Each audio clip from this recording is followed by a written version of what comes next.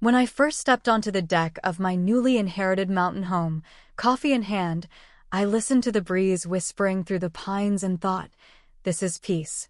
40 acres of untouched land, a sturdy lodge-style house built by my late uncle, no neighbors within shouting distance, and best of all, no HOA. Just me, nature, and total freedom.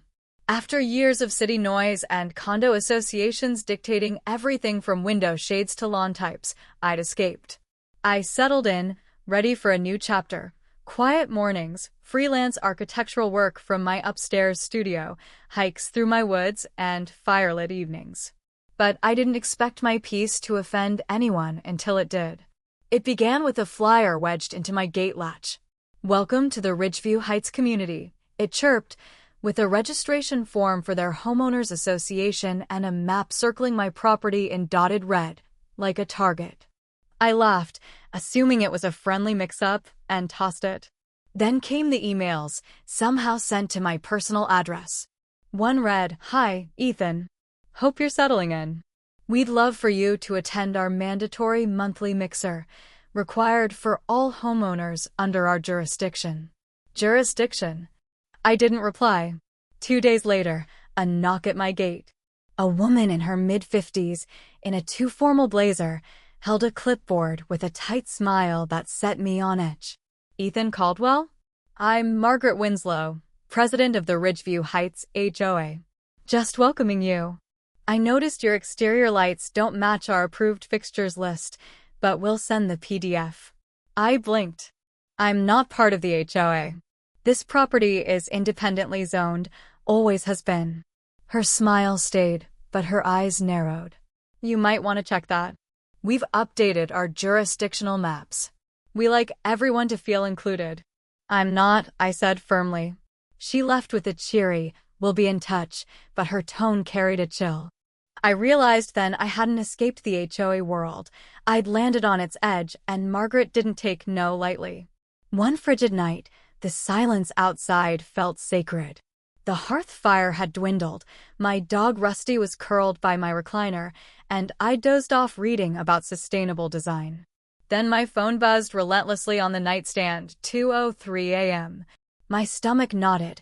Late calls mean trouble. An unknown local number flashed. I answered hoarsely, "Hello." A familiar, overly chipper voice cut through. "Ethan, thank goodness. This is Margaret." I sat up, dreading this. "Margaret Winslow? Sorry for the hour, but we have an emergency," she said, like she was inviting me to a picnic. My cousin Tommy drove up from Nevada to hike Pinecrest Trail, and his rental was double-booked, a disaster. "But you've got that big mountain home, all those spare rooms. Why not help out for the night?" I rubbed my face. "Margaret, it's 2 a.m. "No, I'm not hosting a stranger. He's family and practically your neighbor," she pressed. "I'm not in your HOA," I said flatly. "This is private property. I don't owe anyone lodging." Her voice turned icy. "You want to play it that way, Ethan? If you keep dodging community duties, I'll petition the county to annex your property into our district. We've done it before." I stared into the dark, stunned. "You're threatening to force me into your HOA because I won't house Tommy at 2 a.m.? It's not a threat, it's a path to harmony. But if you refuse, I'll escalate. The board backs me and the county listens." I let silence linger, not from fear but disbelief. "Margaret," I said slowly, "if Tommy shows up tonight, I'll call the sheriff and send them this recording." "You're unreasonable," she snapped. "You'll regret making enemies." She hung up. I stared at the phone, then checked the security monitor. Nothing but swaying trees under motion lights. But I knew Margaret wasn't done. At 2:37 a.m., a motion alert buzzed. The camera feed showed Margaret at my gate in a garish floral robe over pajamas and hiking boots, holding a flashlight and, unbelievably, a megaphone. Behind her stood a man, likely Tommy, mid-30s, with a backpack, a duffel bag, and a yoga mat under his arm, looking like he was headed to a music festival. Next to the duffel, a crate held 2 clucking chickens. I kid you not, chickens. Margaret switched on the megaphone, its feedback crackling. Ethan Caldwell, you are being called upon by your community. I nearly choked. Was this an HOA hostage standoff? She continued, you've been informed of the emergency under Section 7.1 of Community Mutual Support. Provide shelter to a traveler in need. My security lights blazed, spotlighting Margaret. Tommy blinked, clutching his yoga mat, clearly regretting his choices. I grabbed the intercom remote. Margaret, turn off the megaphone. This is your final warning. Final warning, she echoed through the speaker. What'll you do, Ethan? Lock out community spirit? Shame on you. Margaret, I said calmly, you have 30 seconds to leave before I call the sheriff. You're trespassing. Tommy, I don't know you, but convince your cousin to stop this before she's arrested. And why the chickens? Margaret muttered about emotional support poultry and trail nutrition, making Tommy shift awkwardly. I ended the transmission but kept watching. Then I saw it. Margaret whispered to Tommy, shoot him forward, and he stepped toward my gate. Tommy took 2 hesitant steps, glancing back at Margaret like a kid dared to jump off a diving board. She gave a thumbs up, as if this was a noble quest. The chickens clucked like ominous prophets. I turned on the floodlights, bathing the yard in light. Tommy froze, 1 foot on the gate's bottom rung. I hit the intercom. Tommy, do not climb that fence. This is private property, and I have footage. He paused. Then headlights appeared up the mountain road, sheriff's units. I grinned. Margaret didn't notice, too busy shouting through her megaphone. He's an outdoorsman, Ethan. He'll sleep in your shed if needed. Was she pitching illegal camping? Tommy had 1 leg over the fence, a sad display of yoga meets trespassing. Then sirens wailed. 2 cruisers pulled up, lights flashing. Margaret spun around, startled. Tommy froze, half over the gate, yoga mat dangling. An officer stepped out. Sir, get down from the fence. Tommy complied, landing clumsily. The second officer approached Margaret. Ma'am, why are you on private property at 2:45 a.m. with a megaphone, poultry, and a man climbing a locked gate? Margaret puffed up. This man is denying community access. We're facilitating an emergency stay. The officer turned to me as I walked down in a hoodie, coffee in hand, handing over my title deed, zoning records, and a flash drive with footage. He's not under HOA jurisdiction, the deputy asked. Not even close, I said, sipping. I'm practically a sovereign nation. Margaret ranted about community spirit and bedroom surplus inequality, but the officers escorted her and Tommy back to the gate, issuing Margaret a trespassing warning. Any further attempts would mean arrest. Tommy apologized. Margaret glared like I'd banished her. As the cruisers vanished, I returned to my porch. Rusty gave me a groggy look, as if saying, was that real? Yeah, buddy, I muttered. Wish it wasn't. The deputies moved with calm precision, instantly pegging this as Margaret's overreach. Officer Sanchez, tall and no-nonsense, chewing gum like it was a routine stop, faced Margaret. Ma'am, what exactly were you trying to do? I'm president of the Ridgeview Heights HOA, she declared. I was fulfilling community duties. A neighbor needed emergency lodging, and I identified a home with spare rooms. Sanchez raised a finger. You're saying you tried to place this man, he pointed at Tommy, rubbing his shin, avoiding eye contact, into a stranger's home without notice? Not a stranger, Margaret insisted. Ethan lives here. He's part of our ecosystem. Officer Ramirez chuckled. Ma'am, this isn't a hostel.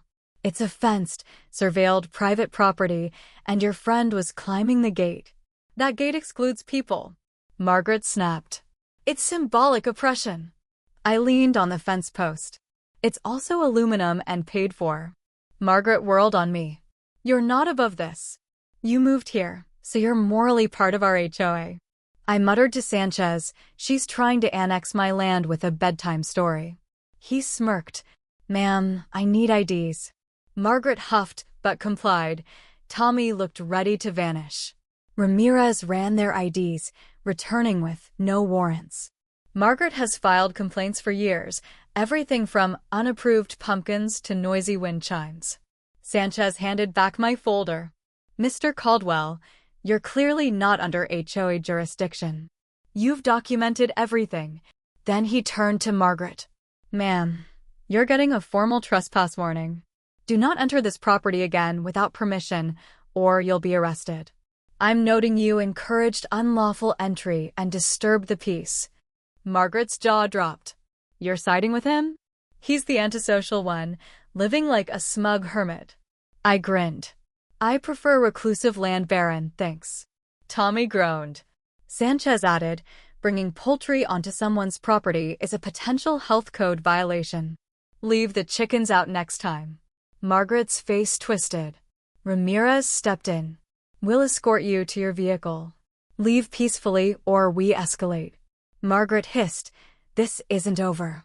I tilted my head. I think it is. As they left, I stood under my porch light, coffee warm, pines rustling like the mountainside in relief.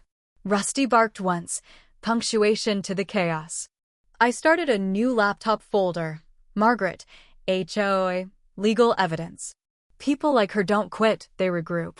Days later, a manila envelope arrived via certified mail, a civil complaint filed in county court, naming me, Ethan P. Caldwell, for community negligence, failure to accommodate, and moral obstruction of neighborhood wellness.